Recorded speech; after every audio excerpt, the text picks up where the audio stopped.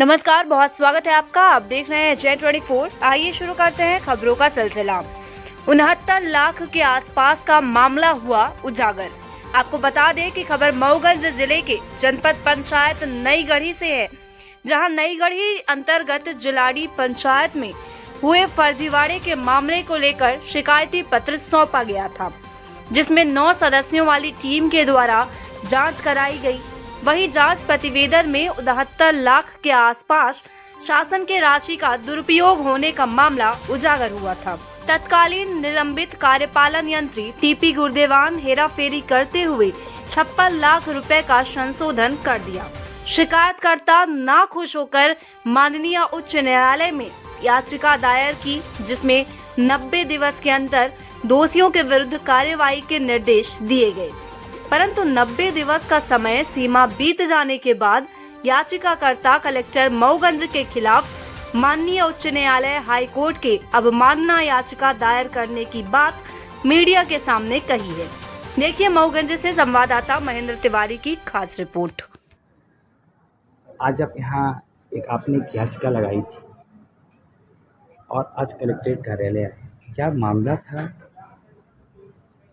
Actually क्या था कि एक जिलानी ग्राम पंचायत है आपके नई गढ़ी में, और जिलानी में जैसे कार्य होते हैं, पंचायती कार्य होते हैं, उनमें अनियमितता की शिकायत की गई। शिकायत की जांच हुई, 2 बार शिकायत की जांच वहाँ के क्योंतर के जो उप संभाग के ग्रामीण यांत्रिकी सेवा के एसडीओ थे श्री शिवराम प्रजापति, उन्होंने जांच करी और 68,43,836 रुपये, मतलब लगभग 68 लाख की इन्होंने वसूली निकाली 2 बार की जाँच में। फिर क्या हुआ कि सामने वाले जो आरोपी पक्ष थे, जिनको इसमें दोषी पाया गया वसूली और इस तरह की प्रक्रिया में, तो उन्होंने आपत्ति करी, कहा कि ये जांच सही तरीके से नहीं हुई, मैं अगली जांच करवा ली। फिर इसकी अगली जांच हुई इनके कहने पे। तो एक जांच टीम गठित होती है। जांच टीम गठित क्या होती है, वो तो पूरी तरह से फर्जी साबित हो गया है, जिसमें एक कार्यपालन यंत्री संभाग क्रमांक 1 में श्री टीपी गुरदेवान कार्यपालन यंत्री थे, उनकी अध्यक्षता उसमें बताई जाती है। 8-9 सदस्य उसके और मेंबर होते हैं।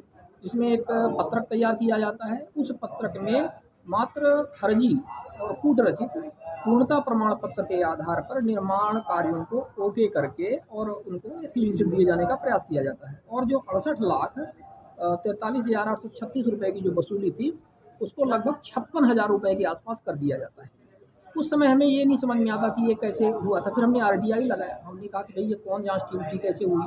तो हमने जो आरटीआई लगाया, तो उस आरटीआई में सिर्फ ये समझ में आया, जो जिला सीओ और जो विहित प्राधिकारी थे उस समय सौरभ सोनबड़े, उन्होंने पत्र जो जारी किया था वो मात्र मुख्य कार्यपालन अधिकारी जनपद पंचायत नई गढ़ी और सहायक यंत्री नई गढ़ी 2 के नाम पर जारी किया था कि आप जांच करके जांच प्रतिवेदन दीजिए। बाकी ऐसी कोई 9 सदस्यीय टीम गठित नहीं हुई, और ऐसी कोई भी टीम गठित नहीं हुई जिसमें से टीपी गुरदेवान को कार्यपालन यंत्री जो वर्तमान में निलंबित हैं, ऐसे ही भ्रष्टाचार के प्रकरण में जिनको सदस्य बनाया गया हो, और जो अन्य 8-9 लोगों के उसमें सिग्नेचर थे, वो सिग्नेचर भी ऐसे लोगों के थे जो पहले जांच में दोषी पाए गए थे। मतलब दोषी व्यक्ति ही अपना एक गैंग बना करके और वो अपने ही मामले की जांच कर रहे हैं। पूरी तरह से नैसर्गिक न्याय के सिद्धांत का खात्मा एक तरह से कह दिया कि मतलब हत्या कर दी गई उसमें। मतलब दोषी ही अपनी जांच कर रहा है और ऐसे फर्जी टीम बना करके।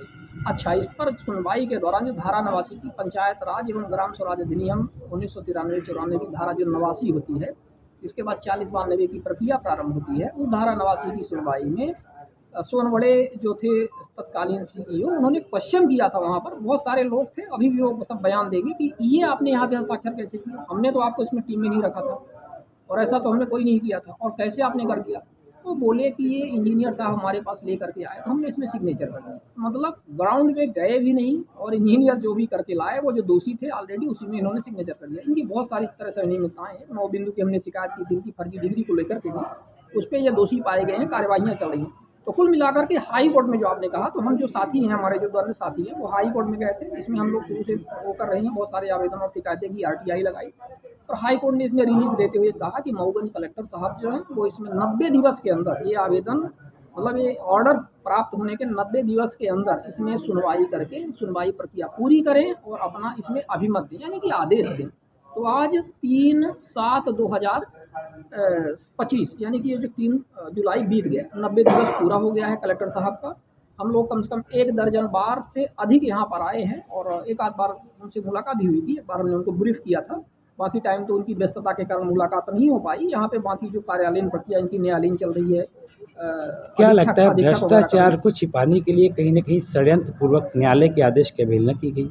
देखिए, अब इसमें ये है, वो इनका ये कहना है कि न्यायालयीन प्रक्रिया में सबको सुनवाई का अवसर दिया जाना चाहिए। बहुत अच्छी बात है, सुनवाई का अवसर, सबके कथन बयान लिए जा रहे हैं।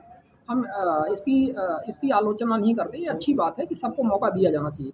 लेकिन कलेक्टर साहब को थोड़ा-सा इसमें त्वरित तरीके से, क्योंकि 90 दिवस का टाइम पीरियड भी बीत गया है, जो तो फिर अवमानना की भी दायरे में आ जाता है कि माननीय हाई कोर्ट की अवमानना भी हो जाएगी। 3 तारीख से अब बीत गया है।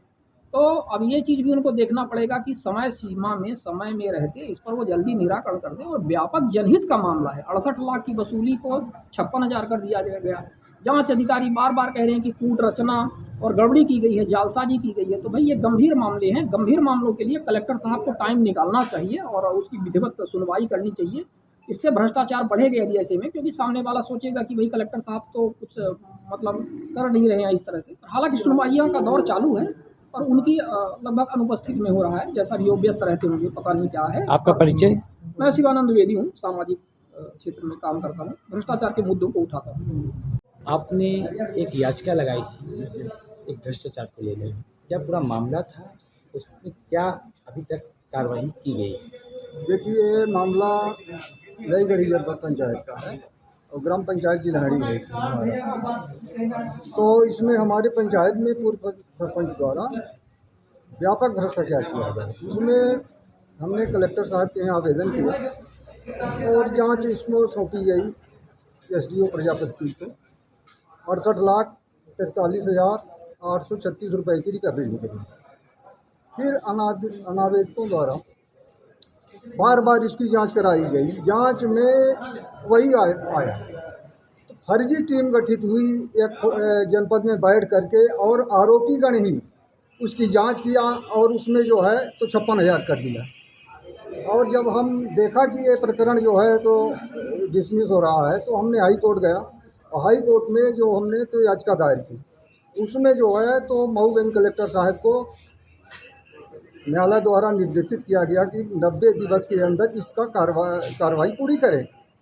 और आज जो है 90 दिवस के ऊपर हो चुका है, 3 जुलाई से 90 दिवस हो चुका है। फिर भी कलेक्टर साहब से केवल एक बार मुलाकात हुई है और अभी तक जो है हम लोग भटक रहे हैं, कोई कार्रवाई तो नहीं हो रही है। 90 दिन का समय बीत गया है, तो आप क्या करेंगे? अब वही है, कंटेम्प्ट लगाएंगे हाई कोर्ट में, क्या करेंगे? है कि बार बार यहाँ तो क्योंकि अब आशा निराशा में बदल रही है। क्या लगता है ये कलेक्टर मऊगंज नहीं है तो ठीक, कलेक्टर साहब भी हम लोग नहीं, उनके पास व्यवस्था है, काम वर्क ज़्यादा है, तो पर इसका ये क्योंकि ये मामला जो है गंभीर है, इस पर उनको ध्यान देना चाहिए और समय निकाल कर इसका निर्णय करना चाहिए। क्योंकि न्यायालय का आदेश है, तो अब जब उसके आदेश का ये अवहेलना हो रही है एक तरफ से। आपको परिचय? मेरा नाम बंसपत द्विवेदी, मैं भी एक सामाजिक कार्यकर्ता हूँ। ग्राम पंचायत हमारी जिलहड़ी है, ग्राम दुर्गमा है और मैं यही कार्य के लिए